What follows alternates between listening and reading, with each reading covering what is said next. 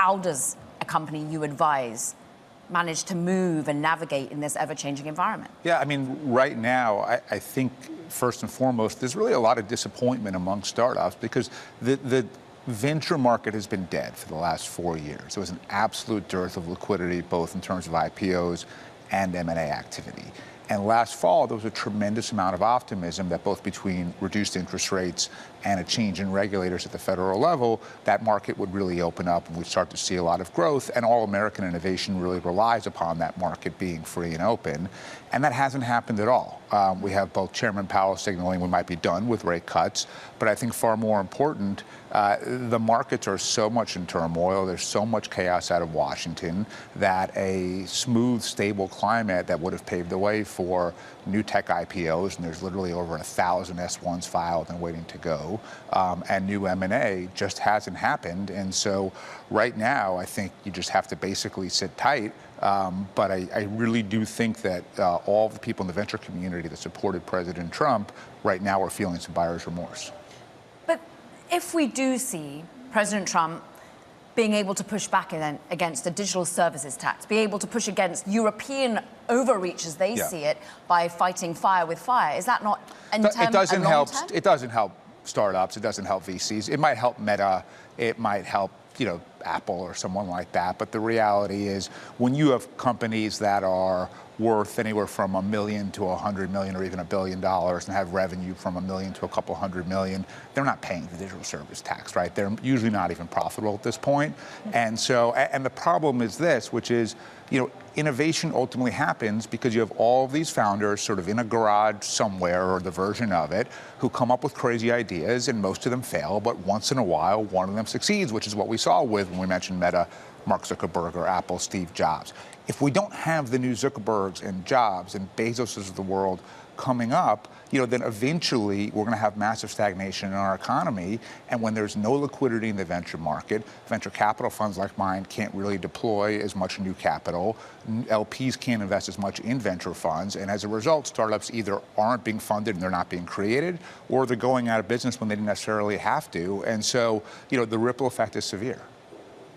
Let's talk about artificial intelligence, because that sector has gotten a lot of cash from venture capitalists. So I don't think those startup founders are actually hanging out in a garage. Yeah. But let's talk about the regulation in the space. It's virtually non-existent at the federal level, but there is movement at the state level. Yeah. How do you see this shaking out, and how are you advising startups in this space to navigate it right now? Yeah, my advice is really exactly what you just said, which is we've really got to pay attention to the states. There's all we've seen on the federal level was one very kind of tepid executive order from President Biden that's already been rescinded by President Trump. But last year, over 800 bills around AI were introduced in state government. It'll probably be double by the time we're done with sessions this year. And some of them are very specific around things like deepfakes, but some of them are very comprehensive around how you regulate LLMs, how you regulate apps. And so right now, the problem with the lack of any sort of federal leadership is we're going to end up with a patchwork of 50 different states with different sets of regulation that companies have to try to comply with all of them.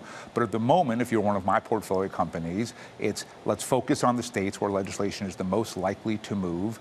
Let's focus on where those bills are going and make sure we have a seat at the table so that A, it doesn't destroy us, and B, if possible, it can help us build a regulatory moat.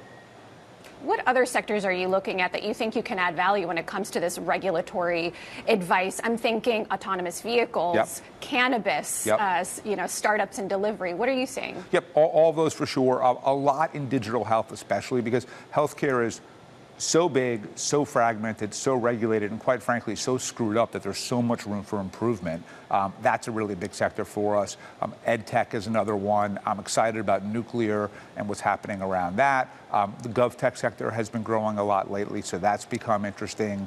Transportation, gaming. The good news for a business like mine, where you are investing in and working with startups and regulated industries, is government's reach, for better or worse, is very broad, and the vast majority of industries are impacted by government one way or another, and so that gives us an opportunity to add value. To add value, Bradley, you have just gone on and to say that at the moment your industry, the VC industry, the startup industry, is feeling buyer's remorse around Trump. But we push back a little bit and say it's only February. Yep. And ultimately, are we likely to see your advice going forward that things will change from a federal perspective and things might open up from an IPO perspective and companies can build the next Zuckerberg? We can see the next billion-dollar, trillion-dollar. I hope so, because I have a lot of money at stake here, as do a lot of other VCs. Look, my hope is, and what at least I'm telling myself when I'm up at 3 in the morning, is Trump came in with a burst of energy. That's who he is. They wanted to make a splash. They have.